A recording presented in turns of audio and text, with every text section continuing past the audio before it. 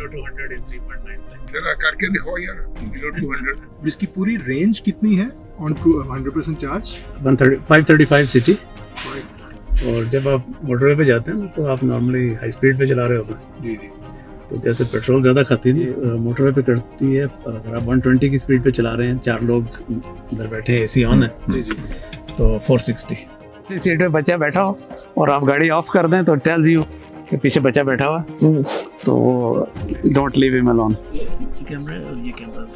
अच्छा, ये भी कैमरा है, ये भी कैमरा है साइडों पे, ये कैमरा है। और जो रेडार आपने कहा वो कहाँ पे है?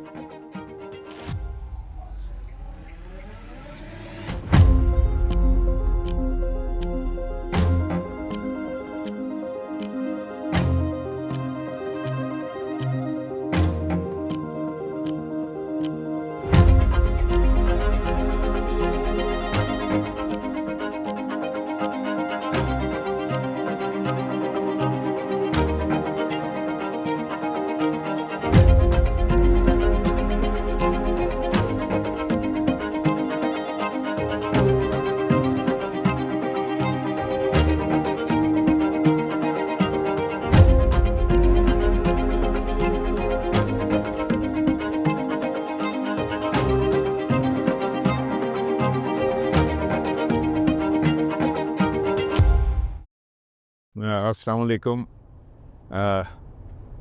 आज हम एक इंटरेस्टिंग किस्म की राइड पे जा रहे हैं और एक ये टेक्नोलॉजी की राइड आप इसको समझें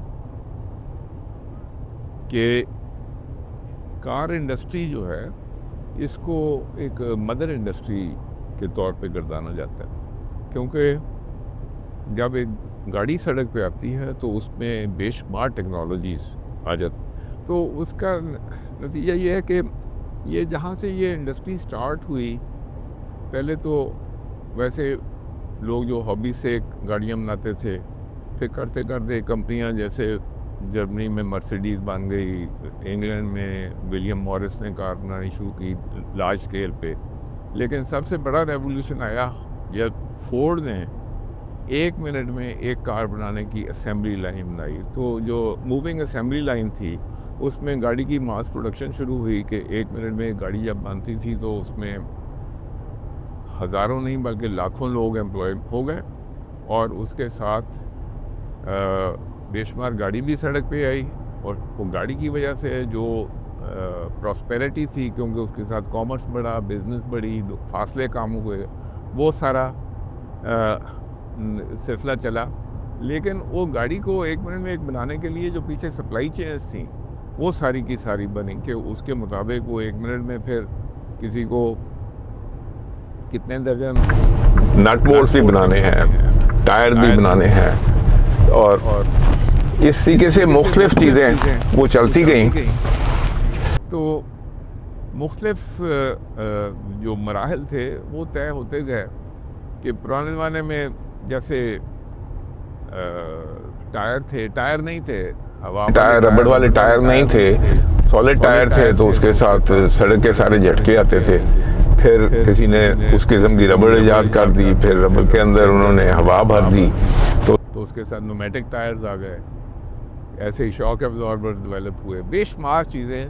तो लेकिन जब वो चीज़ें सारी डेवलप हुई और 1 मिनट में एक कार बन रही थी, तो जिस वक्त जंग हुई तो वही जो टेक्नोलॉजीज़ थी कार बनाने की और 1 मिनट में एक कार बनाने की, तो अमेरिका में फोर्ड की असेंबली लाइन से एक दिन में 100 बॉम्बर बड़ा जहाज़ बन के निकल रहा था, और वो सप्लाई हो रहा था यूरोप को जर्मनी के ख़िलाफ़ जंग में।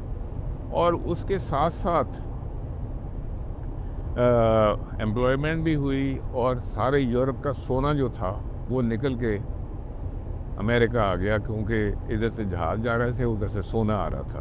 तो वो जो अमेरिका की प्रॉस्पेरिटी है उसमें उस मूविंग असेंबली लाइन की जो टेक्नोलॉजी थी और उसके इर्द गिर्द बाकी जो टेक्नोलॉजीज डेवलप हुई, जो कि कार से शिफ्ट होके वेपन प्रोडक्शन और एयरक्राफ्ट, तो ये एक साइड है कार इंडस्ट्री की। जब मैं कहता हूँ कि ये mother of all the industry, ये मदर इंडस्ट्री है, क्योंकि इसके अंदर सारी वो टेक्नोलॉजी आती हैं। और उसके अलावा ये है कि जिस वक्त भी एक कंपनी कार बनाती है तो वो फिर अकेली कार नहीं बना रही होती, वो कंज्यूमर बिहेवियर देख रही होती है। कंज्यूमर को चाहिए क्या, जो गाहक है जिसने गाड़ी ख़रीदनी है वो क्या देख रहा है, उसको वाइब्रेशन भी इफ़ेक्ट करती है। जब आप देखते हैं कि 2 सिलेंडर से 4 सिलेंडर वाइब्रेशन कम हो जाती है, 4 सिलेंडर से 6 में जाएं और कम हो जाती है, 8 सिलेंडर में जाएं और कम हो जाती है। इस तरीके से बहुत से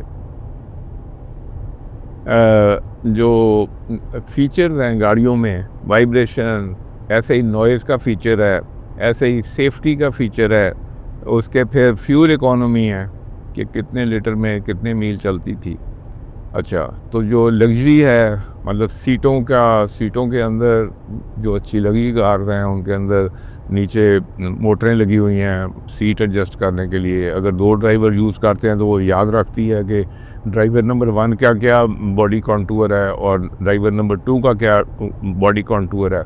इस किस्म की बेशुमार फीचर्स हैं।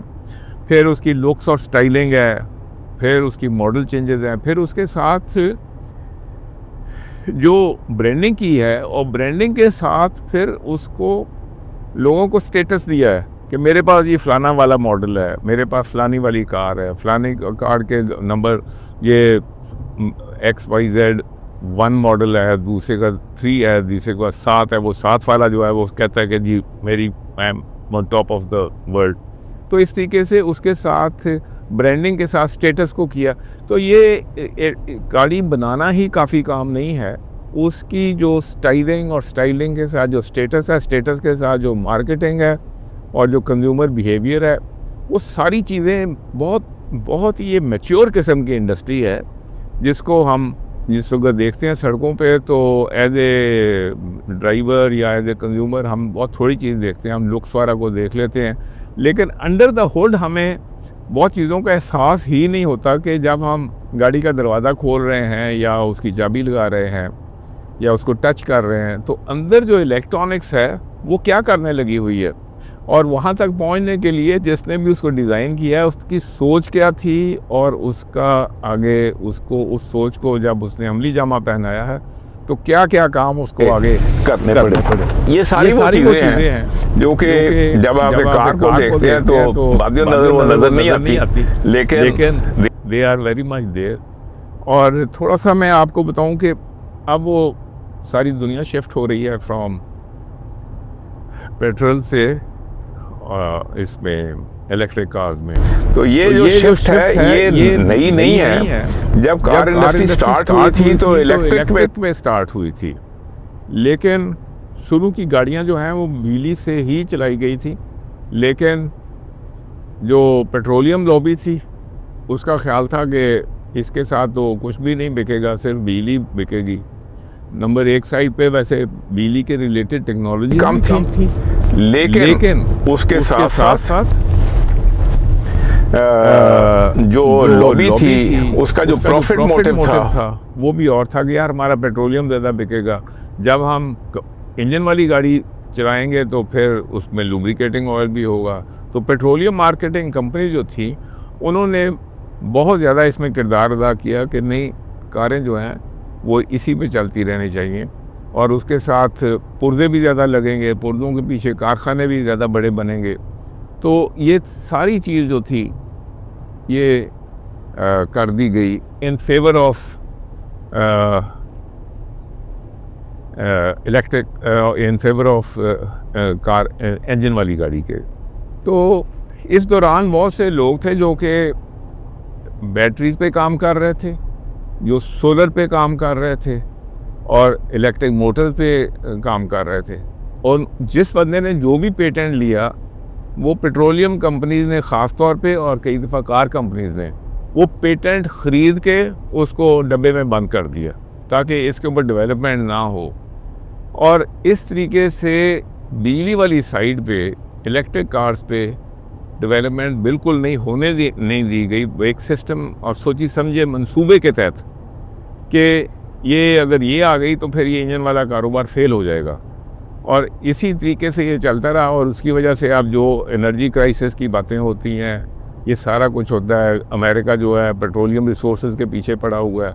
वो इसीलिए पड़ा हुआ है कि वो उनका पेट्रोलियम बिकता है, उससे बेशुमार बड़ी कंपनियों को मुनाफा हो रहा है।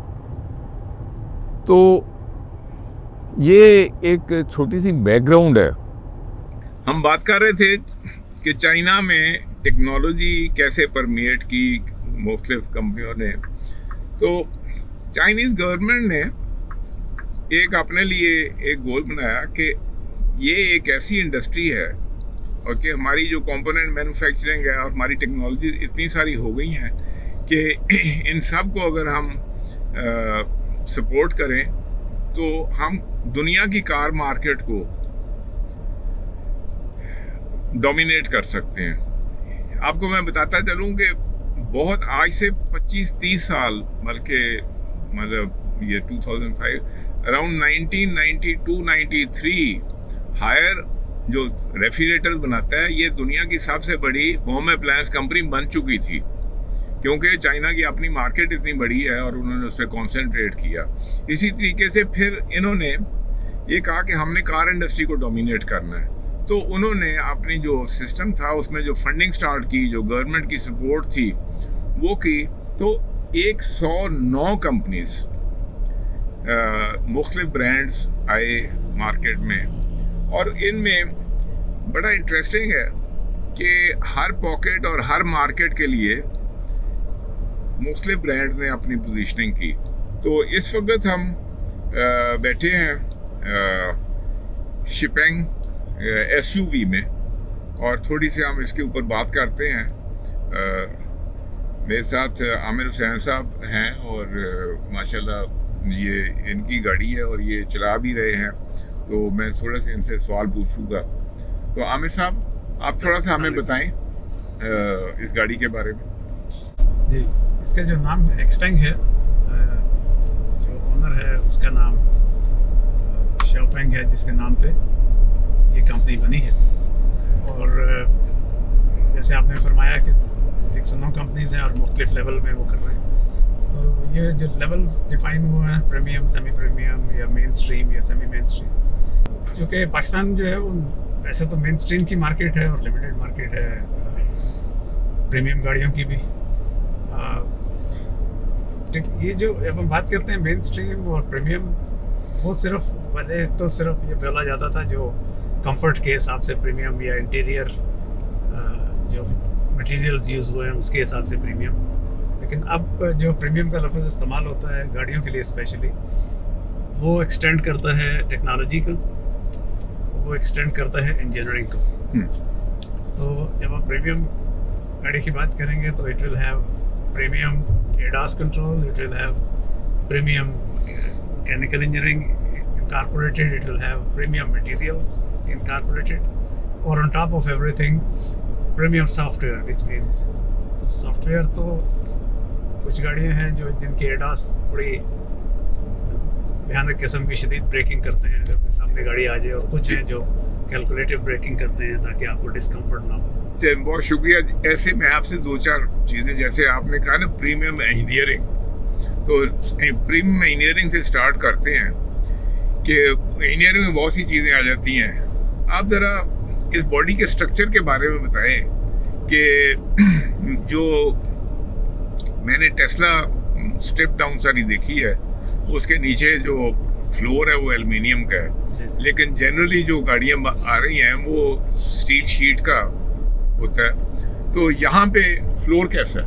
इसमें सर एल्युमिनियम डाई कास्टिंग है।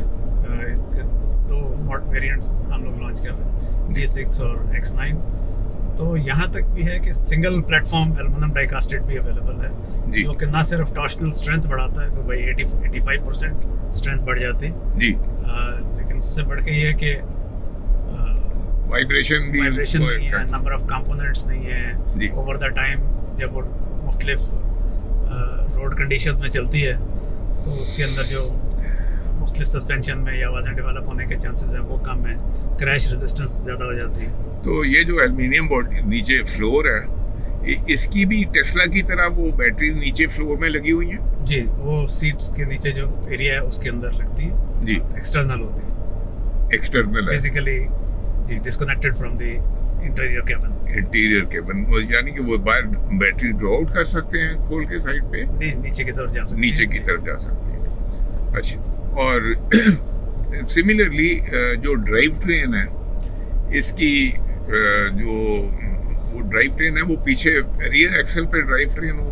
दो वेरिएंट्स हैं सर, जी। एक है जिसमें के दो मोटर्स हैं, जी उसका 375 किलोवाट उसकी टोटल पावर है, जी और दूसरी जो है उसकी 280 किलोवाट पावर है, जो कि 258 किलोवाट पावर है, जी 440 न्यूटन्स टॉर्क देती है आपको। जी तो वो रियर व्हील ड्राइव है, और ऑल व्हील ड्राइव जो है उसमें ज़ाहिर है चारों पे मोटर्स लगी हैं, उसका टॉर्क 660 न्यूटन है, और that can do 0 to 100 in 3.9 seconds। जरा करके दिखाओ यार 0 to 100 थोड़ा सा इसको बताएं। नहीं, 0 तो छोड़ दें आप, ऐसे ही इसको एक्सेलरेट कर। Let's put it in sports mode। ऐसे चंद सेकंड के लिए, ताकि हम कानून भी ना तोड़े। नहीं, कानून नहीं तोड़ेंगे। 0 to 100 में जो है वो कानून नहीं टूटता, एक्सेलरेशन पे पाबंदी नहीं है। ये इसका 0 to 100 है, हाँ। चूँकि हम जो वेरिएंट चला रहे हैं ये रियर व्हील ड्राइव है, अच्छा इसका 0 to 100 है 6.2 सेकंड, जी और इसकी जो परफॉर्मेंस वेरिएंट है जी उसका 0 to 100 है 3.9 सेकंड, 3.9 सेकंड। जबरदस्त, क्या बात है, बंदा एकदम चाको चौबंद हो जाता है। अच्छा, तो ये तो बॉडी के उसके बारे में और इंजन और जो ट्रैक्शन की बात की आपने, और बाकी जो इंजीनियरिंग है, जैसे आपने बताया कि इसमें 6 रेडार्स हैं। जी, इसमें टोटल 12 रेडार्स हैं। 12 रेडार्स हैं, जी। सॉरी। हाँ 3 उसमें से मिलीमीटर रेडार कहते हैं उसको, जी जो कि तकरीबन 1.8 टाइम्स फुटबॉल फील्ड को देख सकते हैं। वो अच्छा। बॉडी का साइज भी नापते हैं, जो करीब जी देखिए आप। जी और उसका जो डॉपलर जो है उसकी स्पीड भी मॉनिटर करता है, अच्छा और फिर आपका कोलिजन प्रोबेबिलिटी निकाल के फिर आपकी गाड़ी की स्पीड कम या ज़्यादा, वार्निंग या जो भी कंडीशन इसको आपको बतानी है वो करता है। यानी वो आर्टिफिशियल इंटेलिजेंस और सेंसिंग टेक्नोलॉजी और सारी चीज़ें वो एक जगह पे मर्ज हो गई हैं, और एक किस्म की, जैसे कहते हैं ना, प्रिडिक्टिव कोलिजन कंट्रोल करती जी है। बिल्कुल। अच्छा, तो ये सेफ्टी फीचर एक आ गया है। It's most safest car at present। इस it is the safest car, At present। Very interesting. अच्छा उसके बाद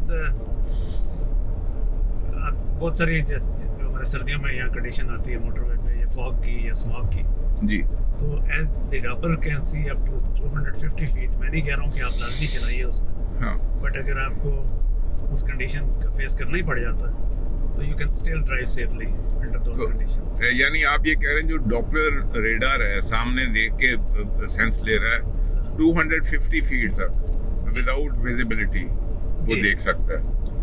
और उसका तो एक, बल्कि इस गाड़ी का एक टेस्ट भी है जिसमें कि स्क्रीन पे टेप कर देते हैं, जी ड्राइवर को कहते हैं कि आप सिर्फ इस सेंसर्स पे रख के चलाइए। अच्छा। There are 12 cameras, there are 12 radars, जी और एक बाइनोकुलर कैमरा कहते हैं आप उसको, वो भी इसके अंदर मौजूद होता है, अच्छा, which can see really good distance। तो उसका तो ये कैमरे सारे साफ करके रखने पड़ते हैं? नॉर्मली उनकी जो लोकेशनिंग या पोजीशनिंग है वो इस तरह से की जाती है कि वो एरिया साफ रहता है। साफ रहते हैं, ठीक ठीक। अच्छा, तो बाकी आपने जो लेट से बाकी जो फीचर्स हैं गाड़ी के, जैसे अब मैं ये देख रहा हूँ कि इसकी जो ये इंटीरियर है, जो टेक्सचर है मटेरियल्स का, जैसे ये आर्म रेस्ट है या ये साइड है, ये इनके मुतालिक थोड़ा सा मैं बताएं। ये मुझे ऐसे लगता है कि ये नॉइज़ रिडक्शन भी करते होंगे, और भी इसके कुछ फीचर्स हैं। जी, इसमें तमाम बॉडी पार्ट्स, शीट मेटल के जितने भी पार्ट्स हैं जी सब के अंदर स्पेशल पैकिंग ऐड की गई है, जी जिसकी वजह से नॉइज़ रिडक्शन होती है। जी और इसके शीशा जो है वो भी डबल ग्लेज है, डबल ग्लास है डबल ग्लास है। जी। तो और फ्लोर नॉइज़ रिड्यूस करने के लिए टायर के अंदर भी स्पेशल इंसुलेशन है ताकि उसकी नॉइज़ रिडक्शन की जा सके।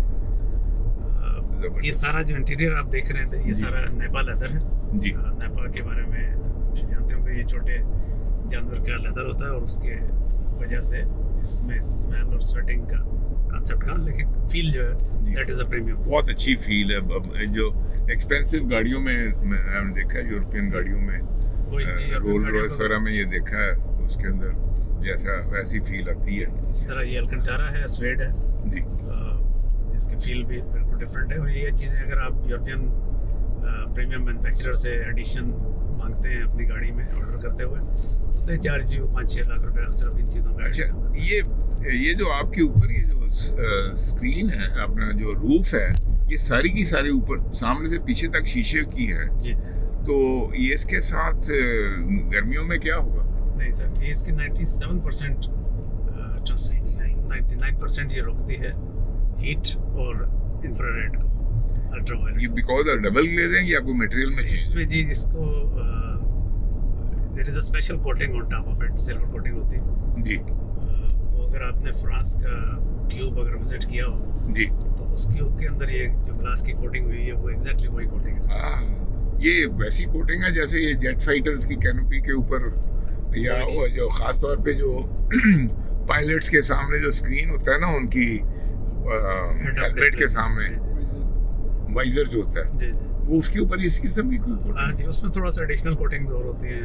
हाँ, वो तो अल्ट्रा वायलेट्स और दूसरे के लिए भी होगी। तो यानी कि इसने आपकी जो अंदर जो हीट है उसको इंक्रीज नहीं करना? नहीं सर, अच्छा। लेकिन गिविंग यू पैनोरामिक व्यू जी। For everyone. फॉर एवरीवन, हाँ। माशाल्लाह, तो वेरी इंटरेस्टिंग जी। तो ये जो स्क्रीन है सामने, इसके क्या क्या फीचर्स हैं?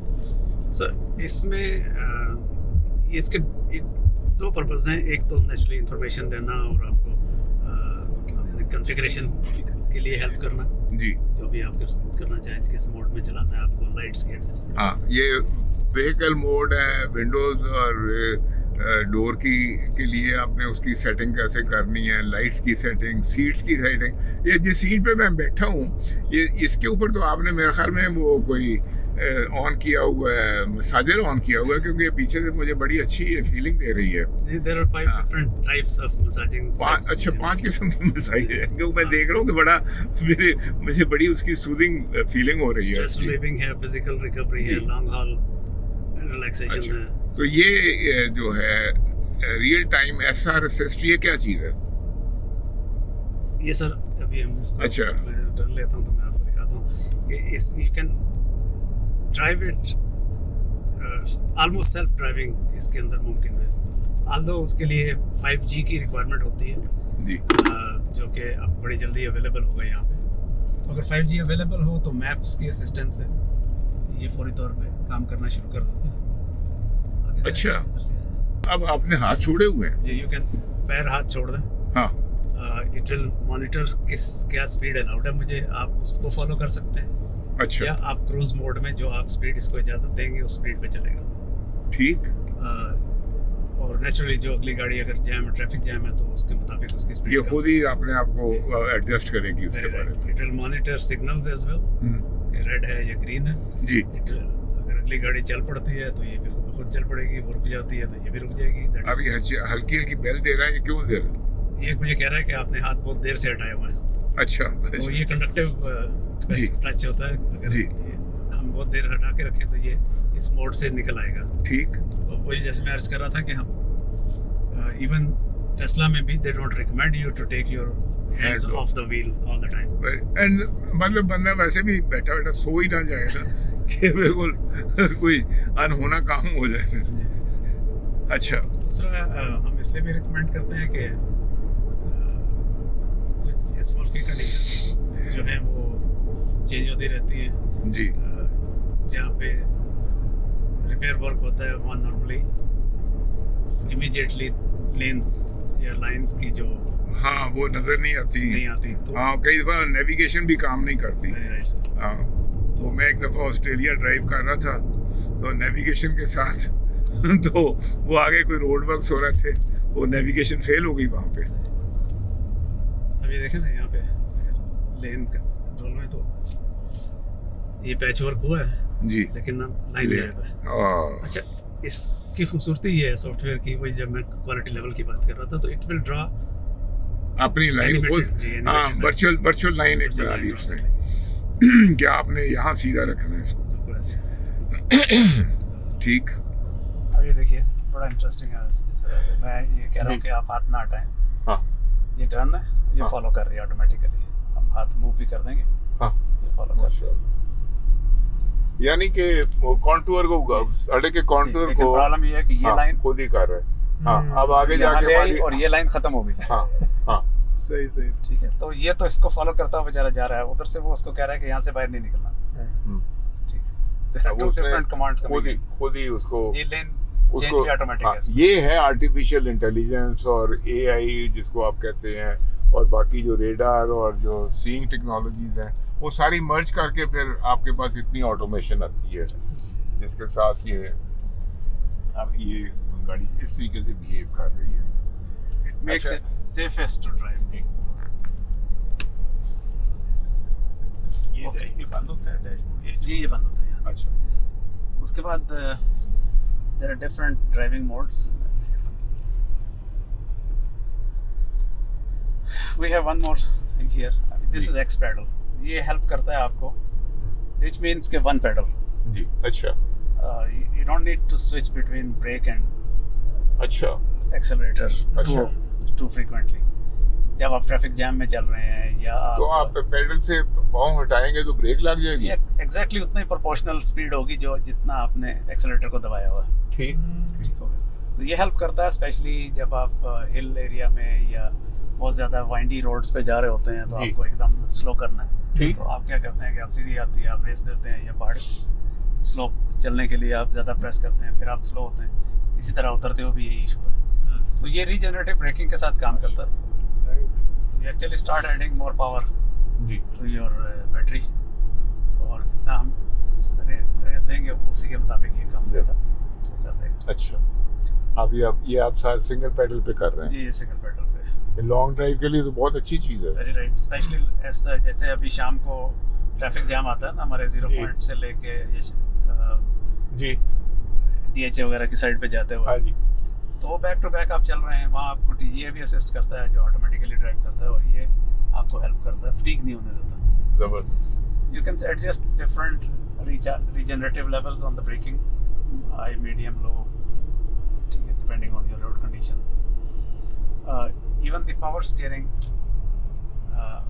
this is in the light mode, which means I can move it with very, very small power. ठीक है, ये हेल्प करता है आपको सिटी ट्रैफिक में जब आप चला रहे हो जहाँ बहुत ज़्यादा मैनूवर करना है आपको, तो you put it in the light mode. और अगर आप हाई स्पीड मोटरवे पे आप उसको जरा स्ट्रॉन्ग कर लेंगे। वेरी राइट सर, नॉर्मल या हैवी कर लें, जब आपको हाई स्पीड पे चलाना है तो आप उसको कर लीजिए।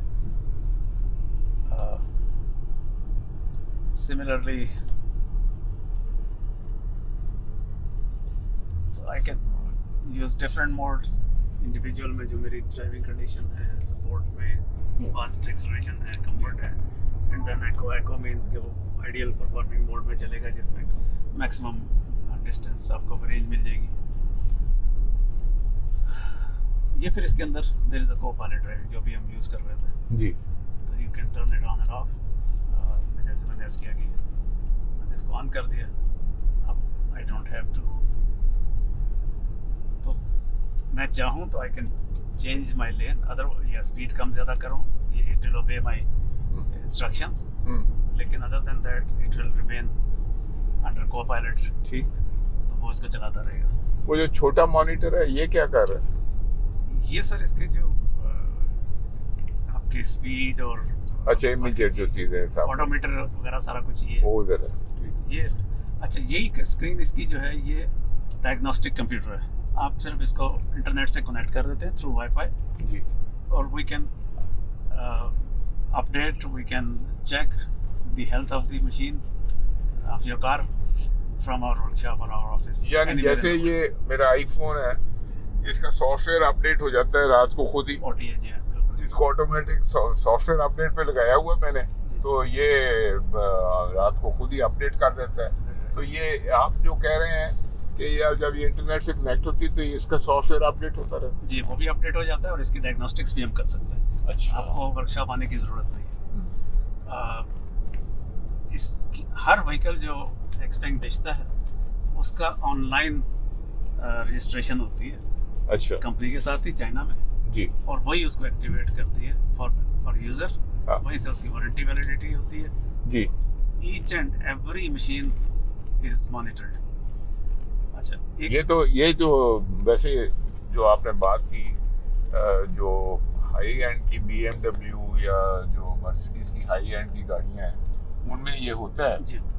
और उनके जो लोकल जो सर्विस पार्टनर्स होते हैं उनको पता होता है कि हमारी गाड़ी कहाँ है, अगर उसकी कुलियन हुई है तो वो खुद ही पहुंच जाते हैं।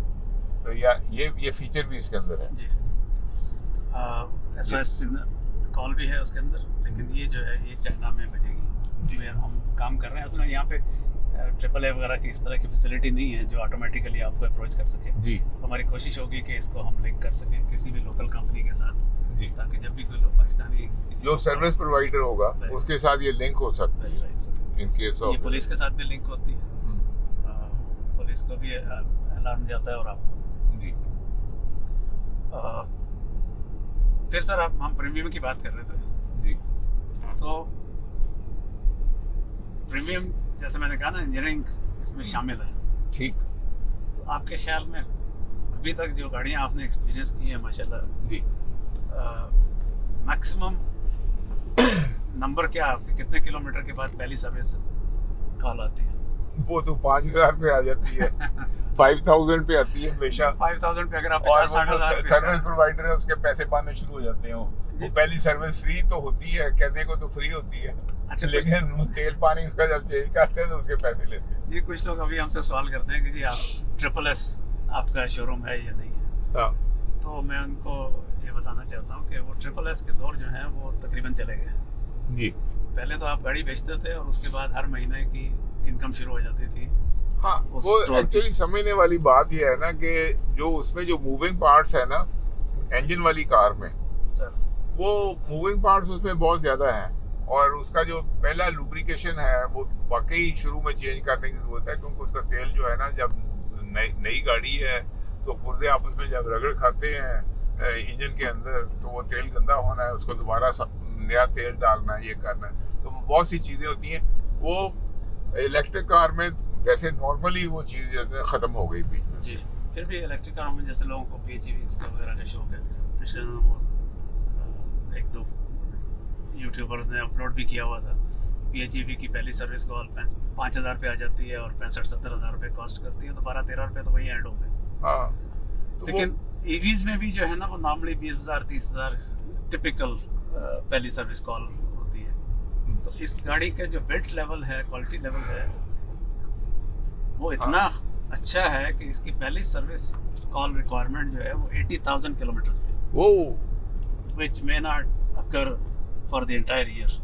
तो ठीक। आपकी जो 80,000 किलोमीटर चलाना एक साल में भी कमाने रखता है ना। जी, मेरा ख्याल कमर्शियल गाड़ी शायद 80,000 कमर्शियल गाड़ी चल सकती है, घरों की गाड़ी तो 10-15 हज़ार से 20 हज़ार से ज़्यादा नहीं चलती। ऐसे ही बात।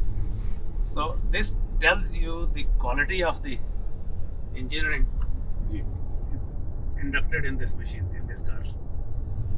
माशाल्लाह। So that is why जो मैंने प्रीमियम का कहा था, तो हम प्रीमियम को नॉर्मली यही समझा जाता है कि बस सीटें अच्छी होंगी और इंटीरियर अच्छा होगा। आल्दो चूँकि मुख्तलिफ लोगों की मुख्तलिफ ड्राइविंग कंडीशंस होती हैं, पाकिस्तान की सड़कों की कंडीशन मुख्तलिफ हैं, तो हम रिकमेंड ये करते हैं कि आप हमसे कोई 20,000-25,000 के बाद एक आध दफ़ा चेक ज़रूर करवा लें। कोई बोल्ट नट बोल्ट कोई लूज़ है या सस्पेंशन में कोई आया तो वो आप चेक करवा लीजिए, लेकिन वो आपकी सारी जो है वो कोई कॉस्ट इन्वॉल्व नहीं होती उसमें, वो सारी फ्री होंगी आपकी सर्विसेज। ये जो अब कैमरा खुद ही ऑन हुआ है, it's because of proximity to this wall. नहीं सर, वो भी हो जाता है। अच्छा। लेकिन इस वक्त तो चूंकि मैंने इंडिकेटर दिया राइट का, तो मुझे ये ठीक इमीडिएटली पीछे जो है ना वो आपका ब्लाइंड विंडो राइट। होती है। जी जी।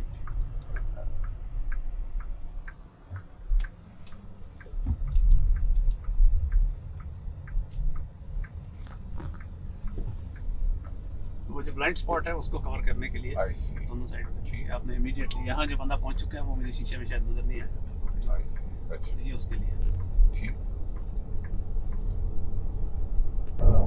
फिर इसमें वॉइस कमांड है, 5 जोन वॉइस कमांड कहते हैं। So each passenger can use his own voice command to set up air conditioner, multimedia, whatever they want. अच्छा, इसमें तो पिछली सीट्स जो है ये भी मैं देख रहा हूँ कि लेग रूम भी बहुत एम्पल है और वो भी रिक्लाइनर है, है जी, वो भी रिक्लाइनर है। वो भी रिक्लाइनर है।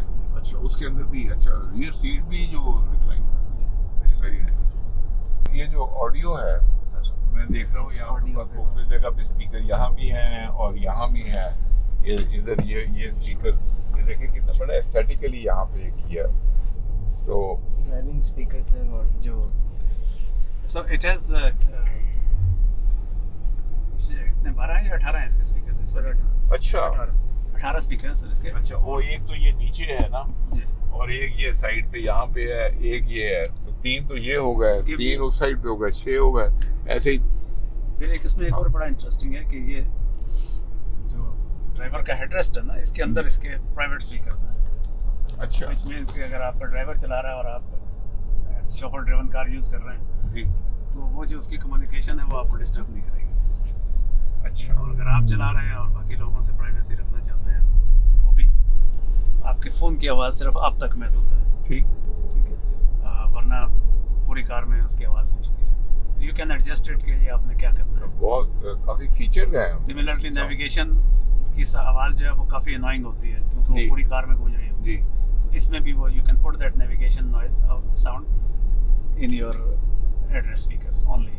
अच्छा, हेडरेस्ट के स्पीकर्स हैं इसके अंदर स्पीकर। अच्छा। वो हम अगर अभी इसको आपको करवाते हैं इसको।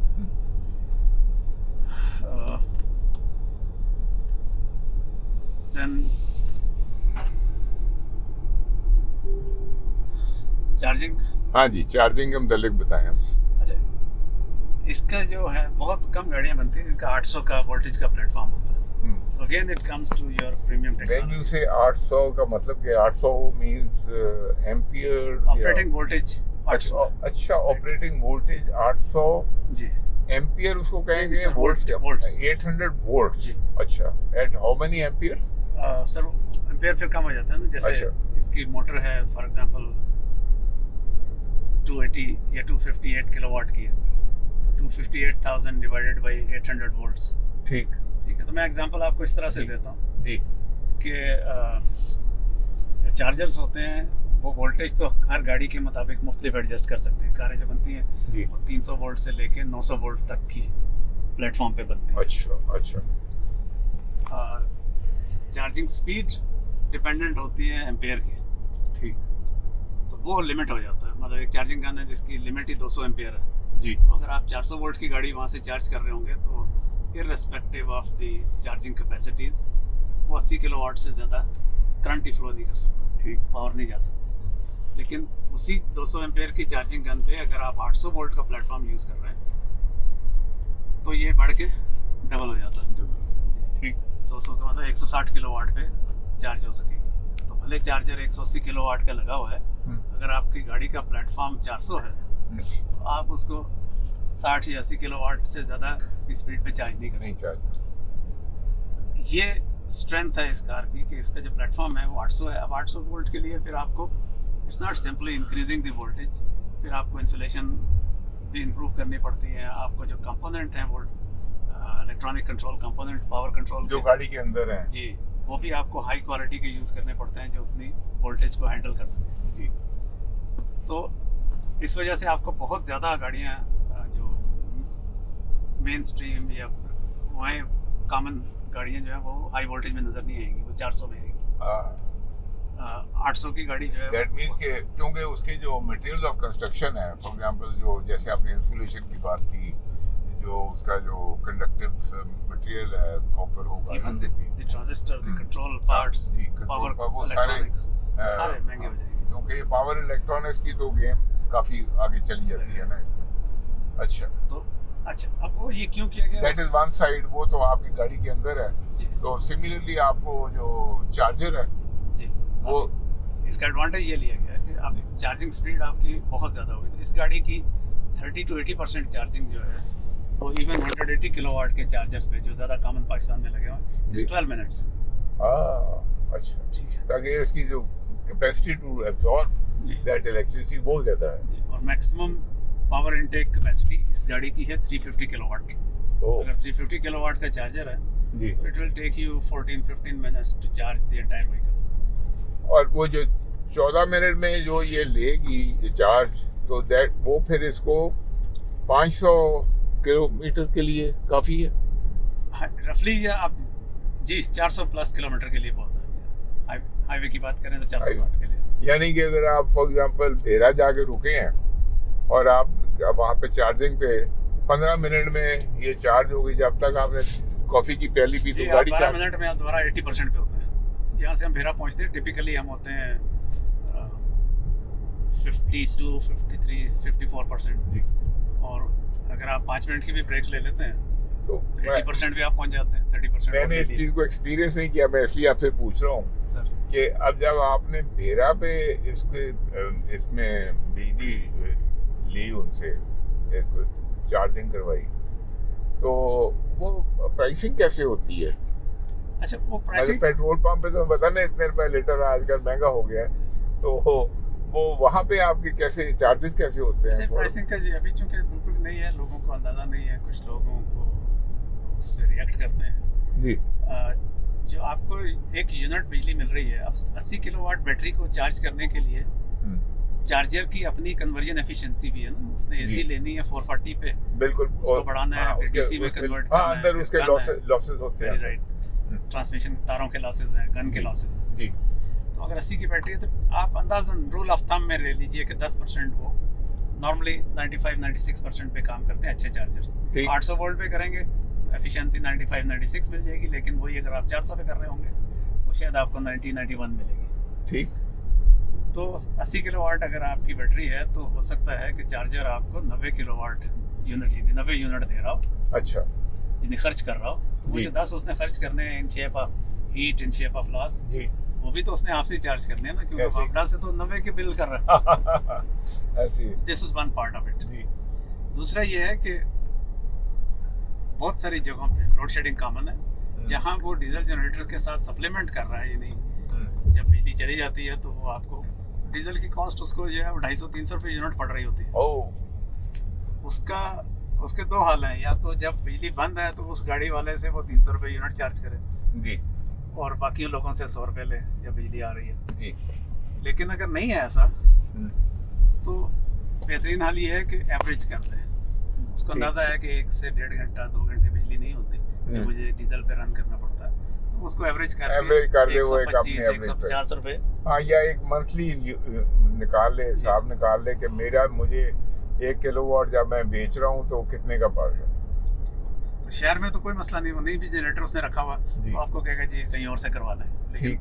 तेरा पे वो आपको नहीं कह सकता जी। क्योंकि आप अगली जगह शायद पहुंच भी नहीं सकेंगे। ठीक। इसी तरह तमाम चार्जर्स जो लगे हुए हैं उन सबको गवर्नमेंट का स्पेशल 43 रुपीज़ का टैरिफ नहीं मिल रहा, ईवी टैरिफ जिसको कहते हैं। अच्छा तो उस सूरत में वो कमर्शियल रेट पे बिजली ले रहा है जो उसको मिली 70 रुपये की रही है, जी।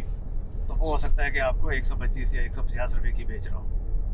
तो चलिए मुझे आप ये बताएं कि अगर इस गाड़ी में आपने वो ली बिजली वहाँ से ली, सर मतलब नॉर्मली वन वुड एक्सपेक्ट के घर में सोलर लगा हुआ है जी और सोलर के साथ हमारी बैटरी घर वाली चार्ज है और उससे हमने इसको चार्ज किया तो वो हमें फ्री में पड़ गई एक किस्म का, है जी। तो बेसिक तो इकोनॉमिक्स इसकी ये है ना कि आप अपने घर से ही गाड़ी चार्ज करके निकलें या अपने सोलर से लें या जो घर से लें, तो वो जो आपके बिजली के बिल जो भी आना है उसके मुताबिक आएगा। अच्छा, लेकिन अगर आप डेरा पे करेंगे तो what can it cost you? अच्छा, पर किलोमीटर पे हम कर लेते हैं ना। जी। तो घर पे अगर हम सोलर तो एक डिफरेंट प्रोपोजिशन है ना जी। कि अगर आपका इतना लगा हुआ है कि आप फ्री चार्ज करते हैं, वो बड़ा कॉमन है। अभी हम सोलर चार्जर्स बना के दे रहे हैं लोगों को। अच्छा मतलब हमारे जैसे लोग जो सुबह जाते हैं और ऑफिस जाके गाड़ी खड़ी कर दी और शाम को निकल आए तो it is a battery less charger और वो बैटरीलेस आपको आपकी गाड़ी को चार्ज करता रहेगा। Very good. दूसरी सूरत में ये है कि अगर आप अपडाउन की कीमत पे भी चार्ज करते हैं घर पे, तो घर का जो रेट है वो टैरिफ आप पीक ऑफ पीक मिक्स करके कर लें, 50 रुपये कास्ट करता है आपको पर किलोवाट। पर kilo ji.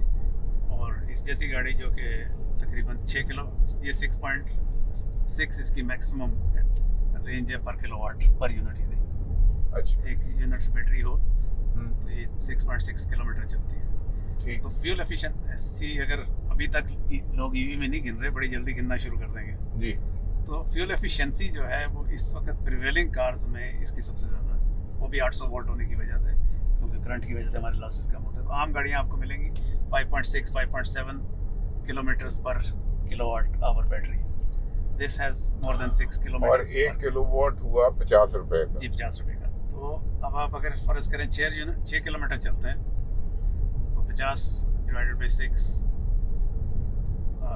Is around 8.6 rupees पर किलोमीटर। ठीक। और अगर आप इसको फिर फेरा से चार्ज करते हैं तो वो तकरीबन 150 रुपये चार्ज करते हैं। ओह, फिर तो बहुत एक्सपेंसिव हो जाता 3 गुना हो गया 24। It is still cheaper than your fuel. है। अच्छा, लेकिन फ्यूल वाली गाड़ी जो है, फॉर एग्जांपल ये मैं ये होंडा सिविक जो ड्राइव करता हूँ, ये जनरली मुझे 15 मिला जुला के ना 14.5-15 किलोमीटर पर लीटर देती है। तो ये सस्ती नहीं है बिजली से? नहीं सर, एट 350 रुपीज़ है? एट 300 या 350 रुपीज़, हाँ, 20 रुपये तो वो हो गए, प्लस आपकी 5000 मेंटेनेंस है। ठीक। तो अगर आप वो मेंटेनेंस 25,000 की भी डालते हैं या 20,000 की भी डालते हैं, ऑयल और ऑयल चेंज और फिल्टर, तो दैट इज़ अनदर 5 रुपीज़। अच्छा।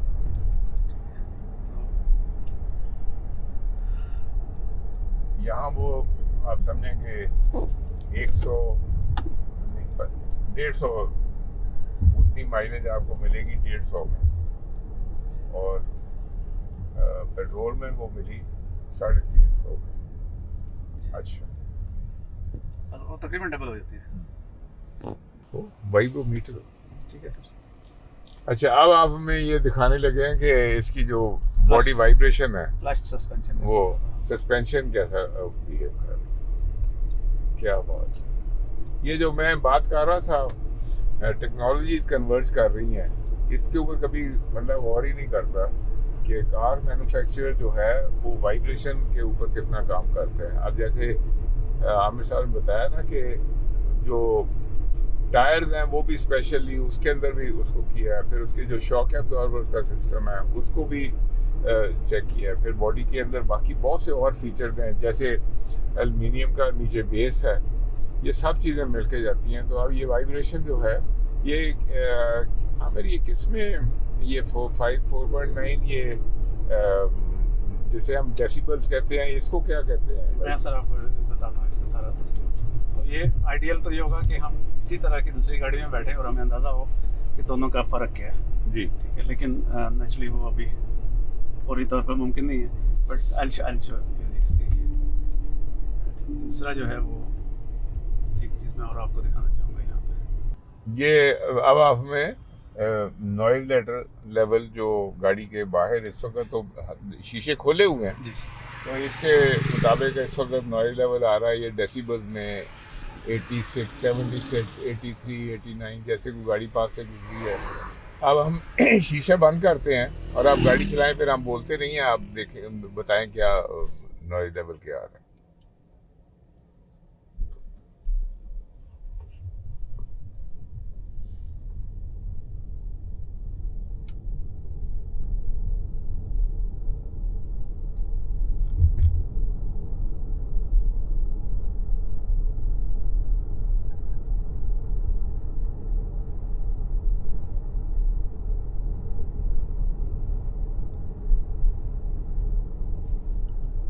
देखा कि हम तकरीबन 80 से 85 की स्पीड में गए हैं और हमारा नॉइज़ लेवल 70 dB है, विच इज़ जबकि हम खड़े थे तो 67, 68 था। ठीक, that is the kind noise. तो ये सीलिंग है, नॉइज़ सीलिंग इसकी फ्लोर सीलिंग भी है और टायर की आवाज़ भी रोकता है, उसको भी सील करता है, और जो टायरों के घूमने की है उसकी सीलिंग भी। तो वो मैं व्यूअर्स के लिए बात कर रहा हूँ कि जो टेक्नोलॉजी जो कन्वर्ज करती है ना, अब ये कार इंडस्ट्री है जिसकी हमने बात स्टार्ट की थी, और इसमें आप देखें कि रेडार टेक्नोलॉजी भी आ गई है, आर्टिफिशियल इंटेलिजेंस भी आ गई है। अब ये इन्होंने वाइब्रेशन कंट्रोल और उसके लिए वाइब्रेशन मीटर भी ऑन करके दिखाया, और ऐसे ही जो नॉइज लेवल है गाड़ी के अंदर वो भी आप देखें कि किस तरीके से गाड़ी के अंदर बहुत से जो फीचर्स हैं they are leading to something कि भाई वो उसके साथ नॉइज लेवल कम हो। जब नॉइज लेवल और वाइब्रेशन कम होती है तो पैसेंजर कंफर्ट बढ़ जाती है, और जब वो पैसेंजर कंफर्ट बढ़ती है तो उसके साथ ऑब्वियसली आपकी वो सोच पे भी अंदर असरअंदाज होती है, आपकी उस पे फटीग पे भी असरअंदाज होती है, मैनी फीचर्स। लेकिन ये आप देखें कि किस तरीके से मुख्तलिफ टेक्नोलॉजीज कन्वर्ज करती हैं इनटू ए हाई क्लास कार। और जिस वक्त कार की कीमत कम करनी होती है तो उसमें से ये बहुत से फीचर जो हैं इनको रिड्यूस कर देंगे। हर फीचर की एक अपनी कॉस्ट भी है, टेक्नोलॉजी को एक्वायर करने की भी कॉस्ट है, उसको अडॉप्ट करने की भी कॉस्ट है, और उसके बाद उसके मुताबिक के इंस्ट्रूमेंट्स उसके अंदर लगाने, उसके मुताबिक की मशीनरी उसमें लगाने, उसकी भी एक कॉस्ट है। तो ये इट्स ए गेम कि अगर आपने लो कॉस्ट गाड़ी बनानी है तो या ख़रीदनी है तो आपको फिर कुछ ना कुछ वो फीचर जो है उसकी कुर्बानी देनी पड़ती है फिर, ताकि वो आपकी कॉस्ट कम हो। तो फिर जहाँ पॉकेट्स अच्छी हैं और बाइंग पावर ज़्यादा है तो वहाँ पे फिर ये सारे फीचर्स अंदर आते हैं। तो फीचर्स की एक अपनी कॉस्ट भी है और उन्हीं फीचर्स की फिर कंफर्ट भी है। अब मैं इसकी ड्राइवर सीट का एक्सपीरियंस कर रहा हूँ। ये एग्जैक्टली राउंड नहीं है इसका, ये जो स्टीयरिंग व्हील है ये थोड़ा सा एलिप्टिकल है, लेकिन लॉन्ग ड्राइव के लिए इसकी ग्रिप बड़ी मज़े की है, और ये जो ये है ग्रिप वाला मटेरियल बड़ा अच्छा है। और कंट्रोल यहाँ पे बहुत से कंट्रोल यहाँ पे हैं, और यहीं पे जो राइट साइड है मैं देख रहा हूँ कि रिवर्स, न्यूट्रल, ड्राइव, यहाँ पे अब वो कोई दूसरा नहीं, यहीं से ये कंट्रोल हो रहा है। और इंडिकेटर और जो साउंड कंट्रोल है वो सारा यहाँ पे आ गया है, और बहुत से ऐसे फीचर्स हैं। और ये ग्लासेस रखने के लिए और चार्जिंग के लिए, और यहाँ पे वो इतना ये बहुत बड़ा है, ऐसे लगता है जैसे रेफ्रिजरेटर होता है। तो और आर्म रेस्ट सबसे इंटरेस्टिंग चीज़ है कि जब मैं बैठा हूँ आर्म रेस्ट, आप ये देखेंगे कि बहुत सी जो गाड़ियाँ हैं उसमें ये लेफ़्ट साइड वाला आर्म रेस्ट होता है ना, या तो होता नहीं है या पीछे होता है। और ये इतनी बड़ी एक कंफर्ट वाली चीज़ है आर्म रेस्ट की कि जब तक आप मसलन इवन ये होंडा सिविक में चलाता हूँ तो उसके अंदर मेरी दोनों जो ये कोनियाँ हैं उनके लिए आर्म रेस्ट पर, लेकिन जब मैं होंडा सिटी चलाता हूँ तो उसमें ये वाला जो है ये आर्म रेस्ट के पीछे पड़ा हुआ है, तो वो मेरी कोनी हवा में होती है, और ड्राइविंग में मुझे वो कंफर्ट नहीं होती। तो छोटी छोटी चीज़ें हैं जो कि they make the comfort of A car.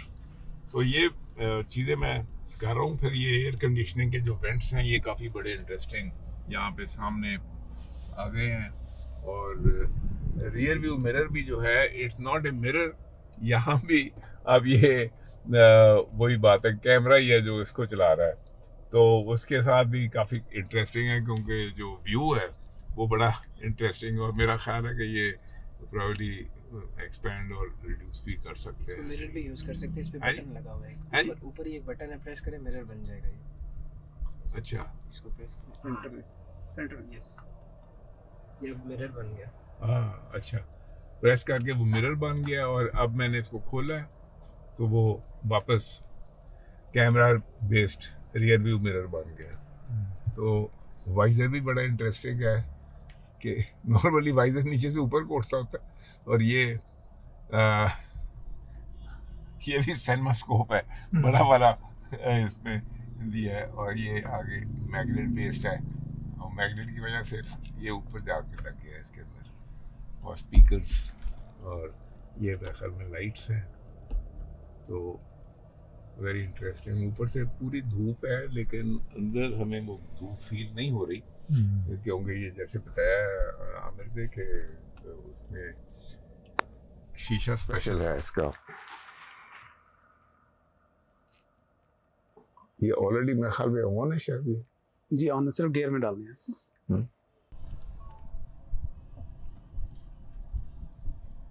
अब मैंने इसको ड्राइव में डाला और नॉइजलेसली जैसे इलेक्ट्रिक कार चलती हैं, तो ये just to give you a feel कि किस तरीके से ना ये इसकी पिक कितनी जबरदस्त वेरी नाइस।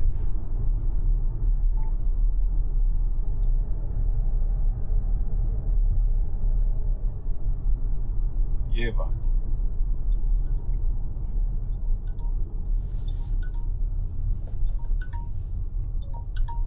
अभी मैं 2 पैडल ड्राइविंग में ही हूँ, क्योंकि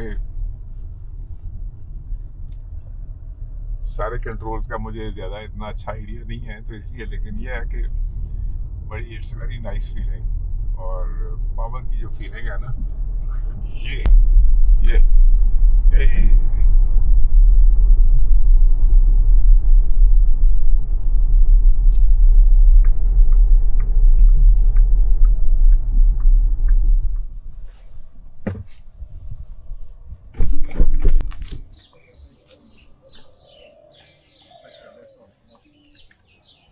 पिछली सीट पे बच्चा बैठा हो और आप गाड़ी ऑफ कर दें तो टेल्स यू कि पीछे बच्चा बैठा हुआ है, तो वो don't leave him alone.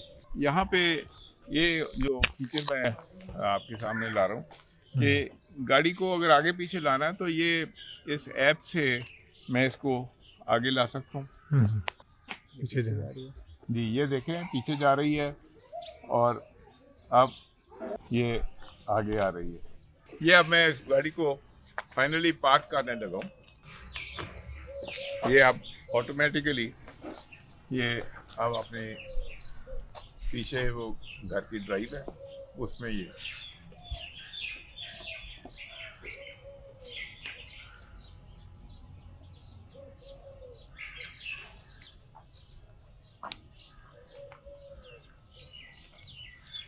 Steering खुद ही घूम रहा है और खुद ही वो अपनी जगह उसने देख ली है।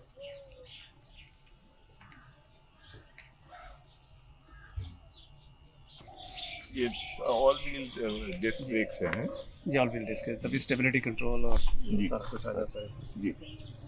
मैं इसमें हम 20 के व्हील देते हैं जी। कलर्स कौन कौन से हैं इसके अंदर? इसमें sir white, black, silver, grey, purple. वो कैमरे लगे हुए हैं।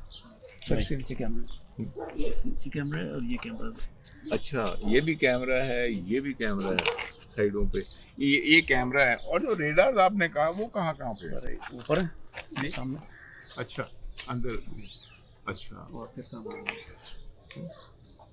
हाँ, एक इधर ये देखें जी, ये इसको रेडार कहते हैं। ये सेंसर आप कैसे रेडार, ये बीम फेंकनी है इसने और फिर वहाँ से उसको रिसीव करना है और उसके मुताबिक फिर ये मुख्तलिफ साइड से उठा के और कैमरा से उठा के फिर उसके साथ उसने डिसीजन मेकिंग करनी है, जिसको आर्टिफिशियल इंटेलिजेंस करते हैं। तो बहुत शुक्रिया आमिर भाई, आपने हमें ये बड़ा अच्छा टेक्नोलॉजी का दिया है, और ख़ास तौर पे जहाँ ये बड़ा व्यूअर्स के लिए हमारे एक बड़ा अच्छा हो गया कि जो लोग टेक्नोलॉजी के साथ मास्टर रखते हैं उनके लिए एक बड़ा ये इंटरेस्टिंग चीज़ बन गई है, ताकि टेक्नोलॉजी कहाँ से चली है, कहाँ तक पहुँची है। तो I am very grateful for your time. It's an honor to have words, professional words from a professional like you who has spent all his life in automobile sector. It's an honor. Thank you very much, sir. ये जहाँ से मैंने बात start की थी कि आप देखें कि टेक्नोलॉजी ऑटो इंडस्ट्री में कितनी कन्वर्ज करती हैं और कहाँ से चली है बात कि जहाँ वो हेनरी फोर्ड टी मॉडल गाड़ी बना रहा था और उस टी मॉडल के अंदर सिर्फ एक बेसिक इंजन थे और सादा से टायर थे, वहाँ से खेल चला है। लेकिन करते करते टेक्नोलॉजी यहाँ पहुँची है। और इसके अंदर आप ये देखें कि इवन पेंट की टेक्नोलॉजी, मैन्युफैक्चरिंग की बेशुमार टेक्नोलॉजीज हैं, इसमें पॉलीमर भी हैं, पेंट्स भी है, ग्लास भी है, सारी चीज़ें ना आपस में कन्वर्ज होती हैं। जो मेरी आज की सारी बात का जो मकसद था वो ये था कि मैं आपके पास एज ए व्यूअर आपके पास मैं ये लेके आऊँ कि टेक्नोलॉजी कहाँ से कहाँ पहुँची है और उसमें चाइना कहाँ पे कहाँ पहुँचा है। रस्टिंग की जो वारंटी है 5 ईयर्स। तो जैसे आप ये इस गाड़ी का बता रहे हैं आमिर साहब कि रस्टिंग की जो है वो 5 ईयर्स क्या इसकी गारंटी है कि इट विल नॉट रस्ट। तो इस तरीके से बेशुमार चीज़ें हैं जिसमें केमिस्ट्री भी आ जाती है, फिज़िक्स भी आ जाती है और उसके अंदर बहुत सी स्किल्स आ जाती हैं। तो ये जो मज़ा है ना टेक्नोलॉजी का, to study it and to be tune to it, तो ये मेरी सारी ज़िंदगी इसी में गुजरी है और this is what I have enjoyed. I have enjoyed writing this car also today. बहुत शुक्रिया, अल्लाह हाफ़िज़।